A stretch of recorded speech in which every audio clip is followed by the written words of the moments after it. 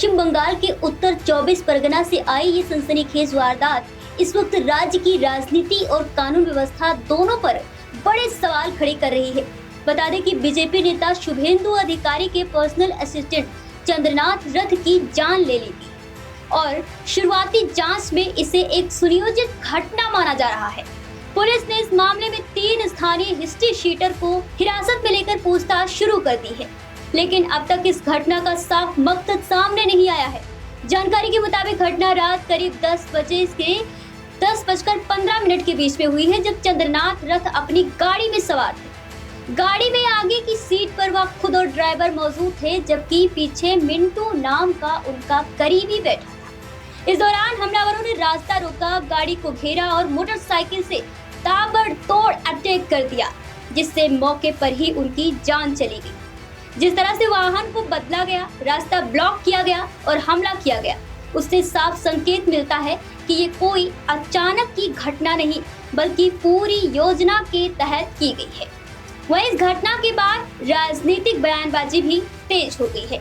बता दें कि बीजेपी के प्रदेश अध्यक्ष समीक भट्टाचार्य ने इसे सामान्य घटना मानने से इनकार कर दिया है और कहा है कि पश्चिम बंगाल में राजनीति हर स्तर पर हावी है और इस घटना के पीछे भी किसी न किसी रूप में राजनीतिक कनेक्शन हो सकता है। उन्होंने ये भी कहा है कि 2 दिन बाद प्रधानमंत्री का दौरा प्रस्तावित है, ऐसे में ये घटना और भी संवेदनशील हो जाती है और इसके पीछे किसी बड़े मकसद से इनकार नहीं किया जा सकता है।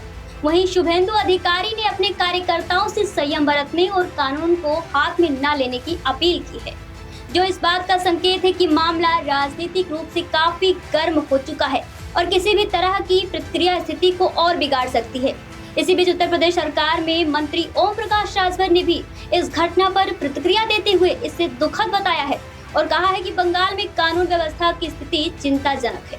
राजभर ने यूपी मॉडल का जिक्र करते हुए कहा है कि जैसे योगी आदित्यनाथ के नेतृत्व में उत्तर प्रदेश में क्राइम पर लगाम लगी, वैसे ही वहां भी सख्त कार्रवाई की जरूरत है। जी हाँ, इस बयान के बाद सबसे बड़ा सवाल उठता है कि क्या इस मामले में भी आरोपियों के खिलाफ बुलडोजर एक्शन देखने को मिल सकता है, क्योंकि आरोपी कई सारे हिरासत में लिए गए हैं। हालांकि ये समझना जरूरी है कि बुलडोजर कार्रवाई कोई कानूनी प्रतिक्रिया का सीधा विकल्प नहीं है।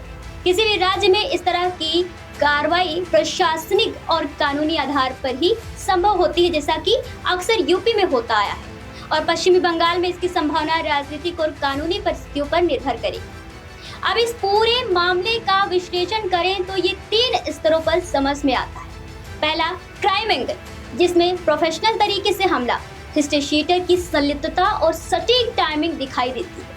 दूसरा, पॉलिटिकल एंगल, जहां बीजेपी और तृणमूल कांग्रेस के बीच आरोप प्रत्यारोप तेज हो गए हैं और सीधा जान जाने को राजनीतिक संदेश या प्रतिशोध में जोड़कर देखा जा रहा है।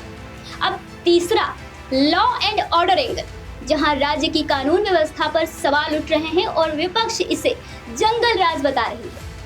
बड़ी बात यह है कि ये घटना ऐसे समय में हुई है जब प्रधानमंत्री का दौरा बंगाल में प्रस्तावित है, जिससे इसके टाइमिंग को लेकर भी कई तरह के सवाल खड़े हो गए हैं। फिलहाल पुलिस जांच जारी है और हिरासत में लिए गए 3 संदिग्धों से लगातार पूछताछ की जा रही है। आने वाले दिनों में ये साफ होगा कि वारदात के पीछे असली वजह क्या थी, व्यक्तिगत रंजिश, क्रिमिनल साजिश या फिर राजनीतिक मकसद। ये घटना कहीं ना कहीं बड़ा राजनीतिक मुद्दा बनता जा रहा है, क्योंकि किसी की जान गई है और लगातार बंगाल में नतीजे आने के बाद हमला हो रहे हैं। तो देखना होगा कि अब क्या कार्रवाई होती है, किस तरीके से इस घटना के बाद में बंगाल में प्रशासन अपनी कार्रवाई करती है। फिलहाल के जैसे बने रहिए हमारे साथ, मिलते तमाम खबरों में, तब तक के लिए नमस्कार।